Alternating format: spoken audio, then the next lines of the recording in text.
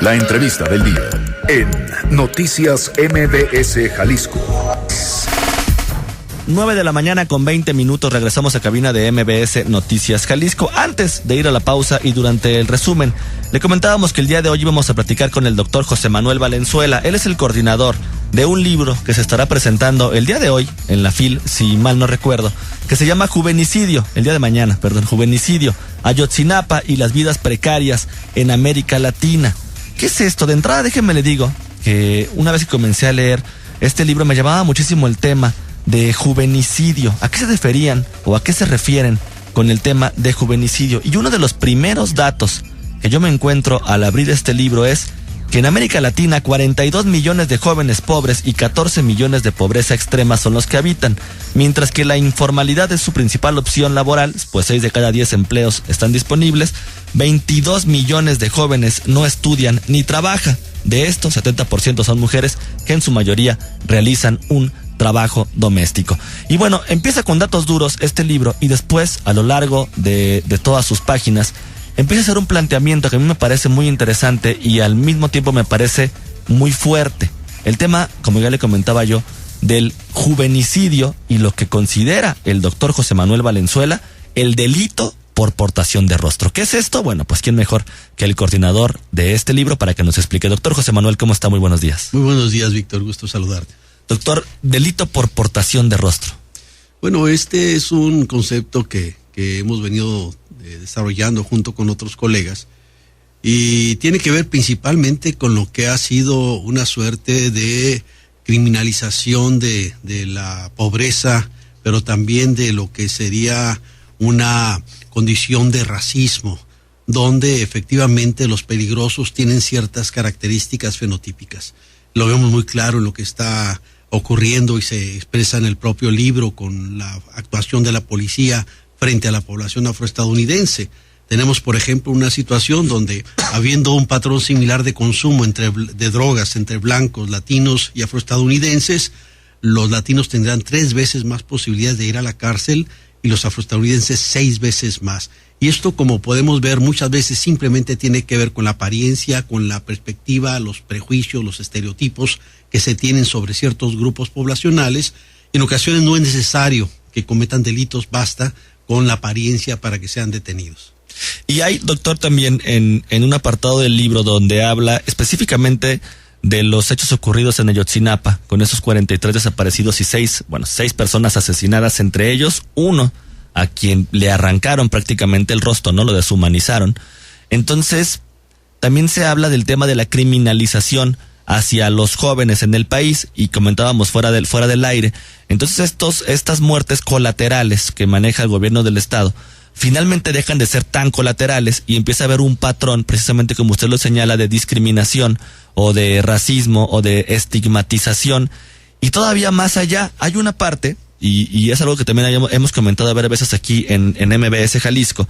Dice, es sintomático que las autoridades casi sonrían cuando dan la noticia de que los cuerpos hallados en múltiples fosas clandestinas no son los cadáveres de los estudiantes de Ayotzinapa, como si los otros cuerpos, al no estar abanderados por movilizaciones multitudinarias en todo el país y otras partes del mundo, valieran absolutamente nada. Sí, bueno, esto es una condición que describe muy bien la doctora Rosana Reguillo y que tiene que ver con una condición que debemos de tomar conciencia, ¿no? En América Latina y particularmente en México no se aprecia la vida de sus jóvenes. Entonces lo que hemos estado viviendo es una situación realmente dramática. Desde el inicio de la declaración de la guerra contra el crimen organizado de Felipe de Jesús Calderón Hinojosa, tuvimos 130,000 muertos y desaparecidos durante ese ejercicio de gobierno.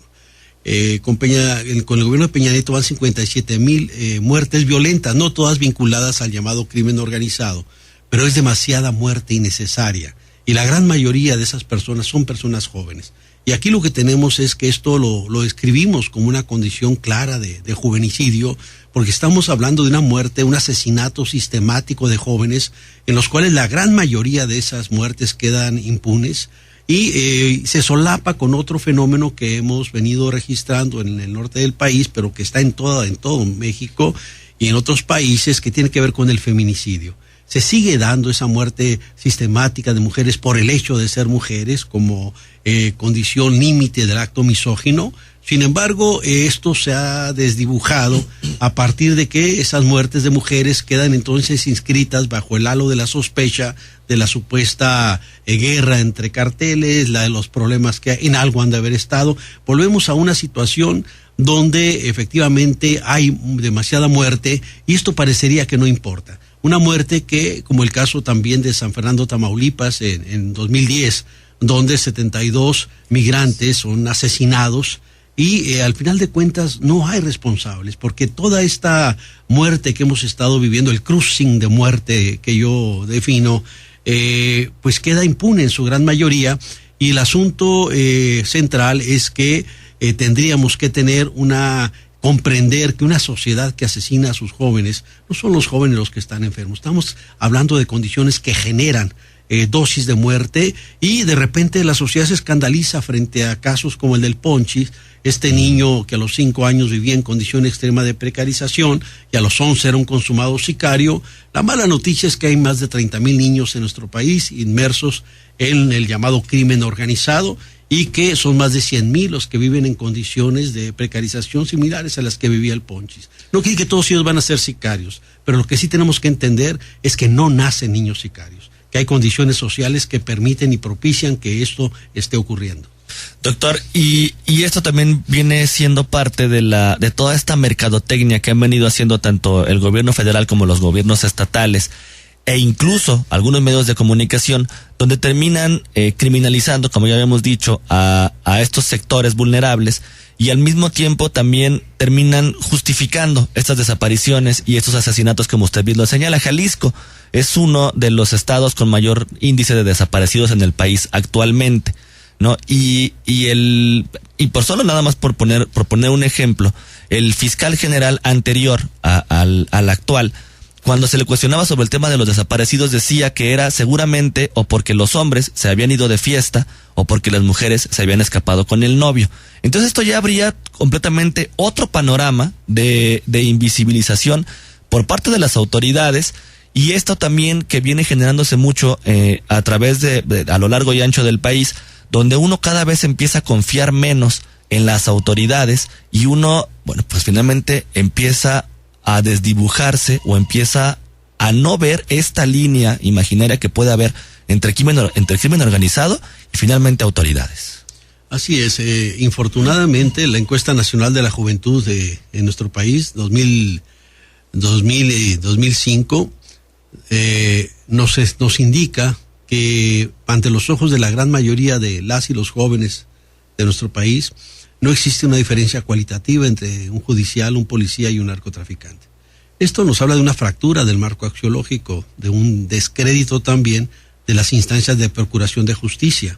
Entonces este tipo de declaraciones las escuchamos mucho en relación con el feminicidio, ¿no? Seguramente eran gente de doble moral, una serie de argumentos absurdos. Recuerdo cuando estoy ahora aquí en Guadalajara, unas granadas en un antro cerca de la Minerva, y la declaración que da el personaje responsable de la parte policial es que eso no tenía nada que ver con el crimen organizado, que simplemente eran jóvenes divirtiéndose, y dado que uno de ellos, hubo un conflicto, y dado que uno de ellos traía 2 granadas, las detonó. Claro. Como si uno dijera, bueno, voy a salir y voy a llevar unas granadas por si me divierto mucho y se me ocurre detonarlas. Bueno, aparte del problema, y que no es exclusivo de México, el libro Juvenicidio, Ayotzinapa y las vidas precarias en América Latina, justo nos coloca en una condición donde 3 de los trabajos sí tienen que ver con el análisis de la situación de la violencia en nuestro país, el de Rosana Reguillo, el de Maritza Urtiaga. Otro analiza la situación en Centroamérica vinculado con la limpieza social relacionada con la Mara Salvatrucha y el Barrio 18. Otro tiene que ver con los falsos positivos colombianos, el de la Mara de Alfredo Nateras. El de los falsos positivos en Colombia es de Germán Muñoz. Y ahí lo que tuvimos es que en la medida que se comenzó a premiar a los soldados que asesinaran guerrilleros, empezaron a matar campesinos y empezaron a matar a la gente de los barrios populares y los presentaban como guerrilleros para recibir las recompensas. El otro tema fuerte que se trabaja en este libro tiene que ver con la limpieza social en las favelas de Río de Janeiro, trabajo de Rita Gálvez y de Lucía, y se me escapó ahorita el apellido. Y finalmente tendríamos un trabajo sobre la situación de la violencia y la muerte en el caso argentino con Rangel, Lucía Rangel. Y el asesinato de pues más de 30,000 asesinados en Argentina desde la Guerra Sucia. Entonces tenemos una situación muy, muy complicada en América Latina. Si uno se va viendo estos aspectos y si además vincula lo que tiene que ver con la muerte de la población afrodescendiente y la población india, en el caso brasileño, que también se analiza, pues lo que tenemos es que sí hay mucha muerte de jóvenes, pero que esa muerte también tiene color, que los muertos son justamente las personas con estas vidas precarias, son las personas pobres, son las personas de piel oscura. Entonces seguimos teniendo un orden racista, un orden clasista que efectivamente establece quién puede vivir y quién debe morir. Y dentro de esta lógica, pues yo creo que habría que repensar de manera muy clara estos temas, porque recordemos que el tema de los desaparecidos en nuestro país no es un asunto reciente. Durante la Guerra Sucia tuvimos más de 500 desaparecidos, esto que doña Rosario Ibarra de Piedra tanto empeño hizo en buscarlos y sigue sin cejar en esa búsqueda. Pero entonces lo que tenemos es una impunidad enorme, donde no hay responsables de tanta muerte y donde al final de cuentas nada justifica estrategias como las que se siguieron supuestamente para combatir al narcotráfico, cuando estábamos en un país donde cuando inicia la guerra contra las drogas teníamos 5.7% de personas que alguna vez habían probado una droga, no usuarios, no adictos. En Estados Unidos tienen de 20 a 25 millones de usuarios. Ellos nos están matando, nos están asesinando de esta forma a los jóvenes.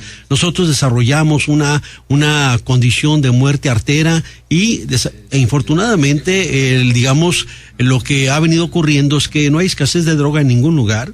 Y por otro lado, lo que hemos tenido es un sitio a los espacios de libertad de la sociedad, a nosotros. Y por otro lado, un incremento de los niveles de violencia y de muerte que realmente llegaron a condiciones inadmisibles.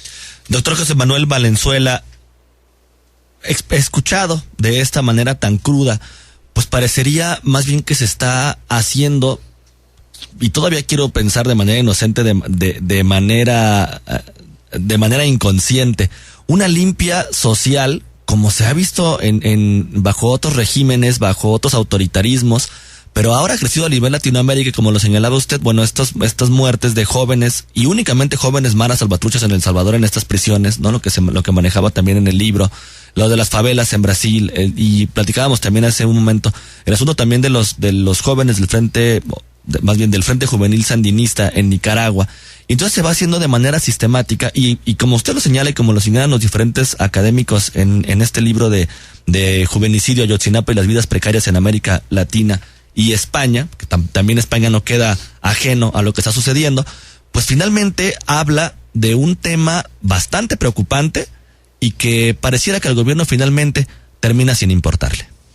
Yo creo que lo de Ayotzinapa generó, como bien lo planteó en algún momento Solalinde, una suerte de administración de la tragedia.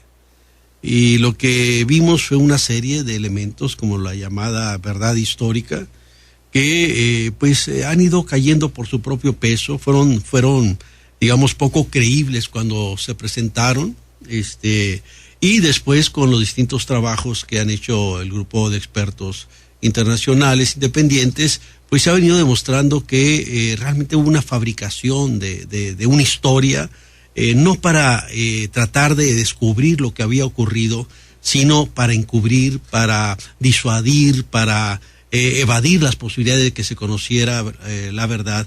Algo que ha sido tan común en la historia de nuestro país, donde al final de cuentas yo siempre he sostenido que el verdadero poder del llamado crimen organizado no son las armas de fuego, no son las R-15, sino es la impunidad y la complicidad que genera. Y en todo esto lo que observamos es que en el caso de Ayotzinapa son tantas las evidencias que muestran complicidades y búsqueda de encubrir la verdad que solo esta visibilidad internacional que ha tenido la situación de estos muchachos puede permitir que realmente lleguemos al fondo.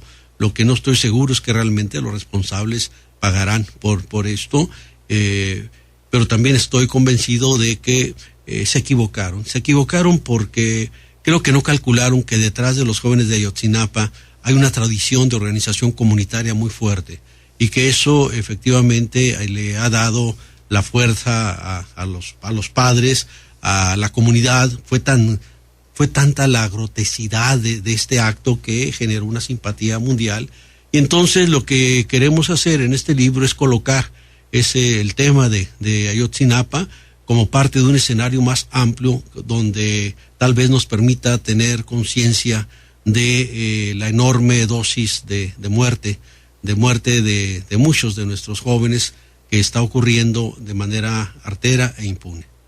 Doctor José Manuel Valenzuela, secretario general académico e investigador del Departamento de Estudios Culturales del Colegio de la Frontera Norte y coordinador del libro Juvenicidio Ayotzinapa y las vidas precarias en América Latina y España. Muchísimas gracias por acompañarnos aquí en cabina. Víctor, qué gusto platicar contigo. Y ya lo sabe usted, el día de mañana a las 7 de la tarde, Juvenicidios Ayotzinapa y las vidas precarias en América Latina y España se presentarán en el Salón C del Área Internacional de la Expo Guadalajara, dentro del marco de la Feria Internacional del Libro, donde lo van a estar presentando Rosana Reguillo, académica del ITESO, y Juan Villoro, coordinado precisamente por el doctor José Manuel Valenzuela. Pausa y regresamos.